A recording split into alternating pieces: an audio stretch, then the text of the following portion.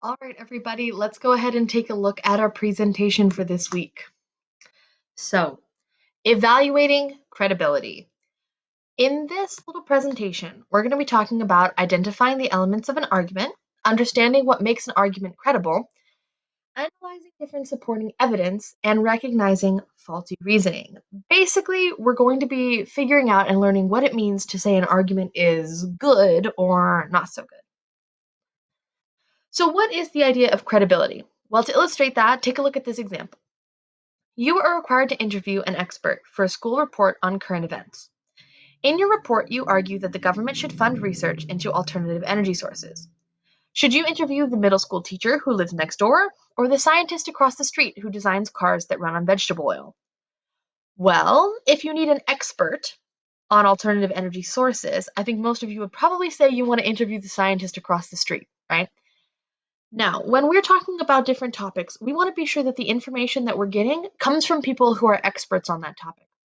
Someone who's an expert at something is considered credible, and somebody who maybe is not an expert on something is not as credible.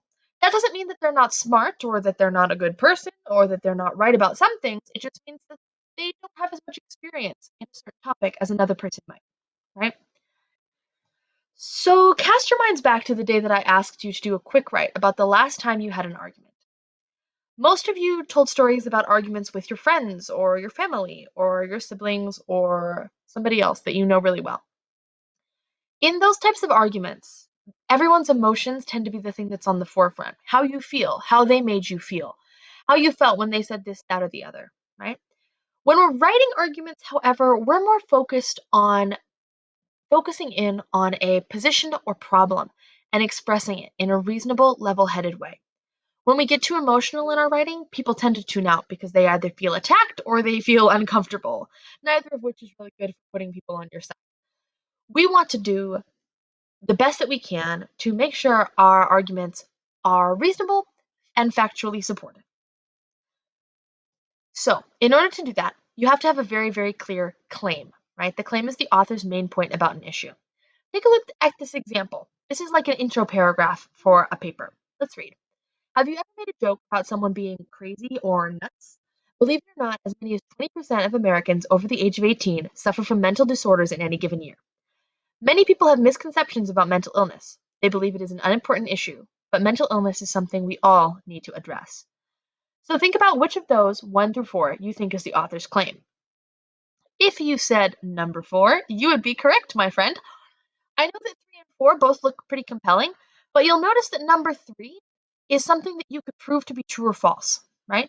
Many people have misconceptions about mental illness. Well, we could prove that. We could take a poll of a bunch of people, and if more than, say, 2 of them had misconceptions about mental health, that statement would be provably true, right? Number 4, however, contains a point about what the author wants us to believe or do. It says mental illness is something we all need to address. Not only is this concrete and it is supportable, it's also arguable. I could very easily say in response, no, we don't. We don't need to address it, and here's why. But this person will come at me and say, this is something we need to address, and here are my reasons why. It's not exactly provable necessarily. It's not something that we can conduct a test for, but it's something that could be supported by points and other types of evidence. So, what types of support would someone use to support a claim? We've talked about a lot of these before. In fact, I remember asking you all one time what type of evidence you can have, and you all said these things: facts, statistics, examples, quotations, and anecdotes. Right? Let's look at a few of those in more detail. Facts are statements that can be verified. Right? An example of this is a person who has a mental illness can't decide to get over it any more than someone with another chronic disease, such as diabetes, could. So this is based on definitions, right? A mental illness is defined as a mental problem that is affected by the brain's chemistry or the body's composition. That's the same thing as physical diseases. It's affected by the body's composition and chemicals, right? So that's a fact. Statistics, so they are a type of fact given in any number, right? Example being 17 million people in the US have depression each year. This is a provable piece of information we can conduct a survey on and have the data, right? Examples. Examples will be a specific case that supports an argument. An example of an example, that's pretty funny. Different types of mental illnesses have different symptoms. Common symptoms of depression include sadness, a loss of interest in activities that one used to enjoy, a change in appetite or weight, and sleep disorders. So these are examples, right? Somebody could just have said mental illness is difficult, right? But that's not really enough information, right? We want to hear some examples. Well, how is it difficult? It's difficult because it has many symptoms, including all of these things. All of these would be great types of support to use in any kind of academic argument. Also, quotations from experts. So these would be from people that know what they're talking about in certain fields, like Dr. Ivan Popov, a director of research at a local hospital, has said that depression is an illness that can be successfully treated with medications.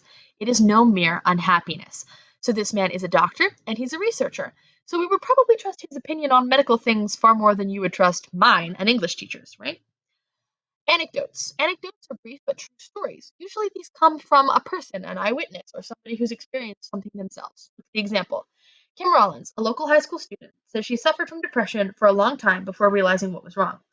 With the help of a doctor, friends, and family, she's learned to manage her symptoms and take one day at a time.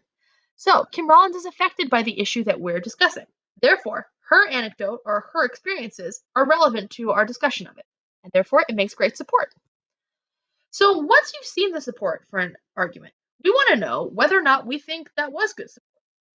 Authors are going to use many different types of evidence or support. Good arguments might have lots of different kinds, right? So let's take a look at this one. We're going to figure out what the author's claim is, and we're going to decide which statement offers the best evidence to support it. Many people think of vampires and rabies when they think of bats. In reality, though, bats benefit humans in many ways. Some bats, like the little brown bat, help control the insect population by eating as many as 600 insects in 1 hour. And that's just one bat. Other bats help our economy and ecology as well. Although bats may look strange and dangerous, they really are helpful. So first things first, what was the claim? If you said number two, you would be very correct. They want us to understand that bats benefit humans in many ways. How do they benefit them? Well, the author gives a very concrete example. That bats control the insect population. And then they give us a statistic, right? 600 insects per hour. That's pretty impressive. Now, number four is a statement. Other bats help our economy and ecology as well. But what doesn't the author do? They don't explain how. They just tell us that it's true, right? And if somebody just tells you something, you aren't inclined to believe them, or at least I'm not, because I'm very suspicious. And anytime someone tells me something, I always assume they're lying to me. That's just how I am. I'm obviously kidding, but it does make your information a lot more credible if you explain what it is you mean and give good concrete evidence to support it. So, whenever you choose certain bits of evidence, or whenever you choose to present your information in a certain way, you're using appeals. When we say you're using an appeal, we mean that you're appealing to something, whether you're appealing to the audience's logic or you're appealing to their emotions. Basically, what part of their being are you activating with the type of evidence you're using, right? So an appeal to someone's logic is going to use reasoning to persuade them, and an appeal to emotion are going to try to get a personal reaction out of someone. If you try to make them sad. Ooh, the thing I think of. Do you know those commercials about the ASPCA that want you to donate money for all the sad dogs? And it shows all of those sad, big-eyed puppy dogs, and then Sarah McLachlan is singing sadly in the background. That's an emotional appeal, right? It tries to get you right in the feels. So, how can you identify a logical appeal? Well, a logical appeal will use facts, statistics, and examples, while emotional appeals will use loaded language or strong words or anecdotes. Try to decide if the below statements are logical or emotional appeals. I'm going to leave that one up to you guys because I'm very confident that you're going to have no problem doing those on your own. So, this is an example of how we can analyze evidence. So take a look at the passage to the left. The United States has not always been a nap-friendly culture, but ideas may be changing. A recent medical study suggests that adults who nap regularly may be 30% less likely to die from heart disease. So what kind of evidence do you think makes this author seem more credible? Think about it for a moment. Look at the evidence given. What do you think? If you said C, then you would be absolutely correct. The statistic is adults who nap regularly are 30% less likely to die from heart disease. That's a concrete number, and it's a fact. There you go. So now that we've seen a lot of really good reasoning, let's take a look at a lot of really bad reasoning. The worst type of reasoning are what we call logical fallacies. If someone's using a logical fallacy, that means that the way they're presenting their argument is incorrect. Now, the sad thing is, you could be right about something, but if you're using logical fallacies, you're not explaining it well, which means the audience isn't going to believe you. They damage your credibility because they offer weak or unreasonable support. Now, there are many types of fallacies, and the video that I'm going to share with you in your supplemental materials for the week gives 31 logical fallacies. We're only going to take a look at 5 here, but if you enjoy proving other people wrong, I suggest that you take a look at that video because it's really interesting and really, really fun, and the lady in it has a very fun accent, which I always enjoy. So the types of fallacies we're going to look at are hasty generalization, false cause and effect, name calling, either or, and circular reasoning. Let's take a look at those. So the hasty generalization. This is a conclusion drawn from too little evidence, okay, or from really poor evidence. So the example, those new jet boats are worthless. I saw a guy stranded on the lake last week. So what I said as evidence there doesn't really have anything to do with the first piece of explanation. I didn't say how a guy stranded on the lake had anything to do with a jet boat. Do we know that he was using a jet boat? Do we know that the two things are connected at all? Was the guy even stranded? We don't know. There's not enough information here for us to make that conclusion that those jet boats are worthless. So, that's a logical fallacy. That's not a good enough argument. Next, false cause and effect. This is the mistake of assuming that because one thing happened after another thing, the first event caused the next one. Example, we won the soccer day today because none of the team members has washed his socks since the winning streak began. Now, it may be true that none of the team members have washed their socks since the winning streak began, but why would that mean that they won the soccer game? How would the two things connect? We don't know, and they probably don't connect at all. So that's a false cause and a false effect. Name calling. So this is when instead of actually focusing on an idea, you just say bad things about the people that are associated with it. Example, my older sister is so ridiculous. She thinks history is more important than algebra, right? So you're just calling her ridiculous, right? So it says she thinks history is more important than algebra, implying that anyone who thinks history is more important than algebra is ridiculous. You could have just said, my older sister thinks history is more important than algebra. I disagree because I use algebra more than history every day of my life. That would be a much better argument, right? But instead of that, you just say she's ridiculous. Not good enough. We have to be more specific and provide evidence and examples. The either or fallacy, one that I think I've seen probably the most of all the logical fallacies. So this is where you suggest that there are only two choices available in a situation that usually offers more than two options. Example, if we don't reduce defense spending, we won't be able to fund education and schools. So that acts like the only two possibilities are reducing defense spending and fund education and schools. But couldn't we reduce spending on something else to fund education and schools? Couldn't we accept donations? Couldn't we fund education and schools some other way? Right? There are probably more than one solution to this problem, but when you act like there's only one solution, you make yourself look like you don't know what you're talking about, like you haven't really done the research to figure out what all the choices are. Not a great argument. All right, and then circular reasoning. Circular reasoning means supporting a statement by repeating it in different words. I kind of like this one because I do like words, but it's still not a good argument. Example, most people prefer sunny weather. Only a few like rain or clouds. Some people prefer fall, but everybody tends to like summer. I could go on. I'm not going to, but I could. That's circular reasoning. And you just keep repeating yourself.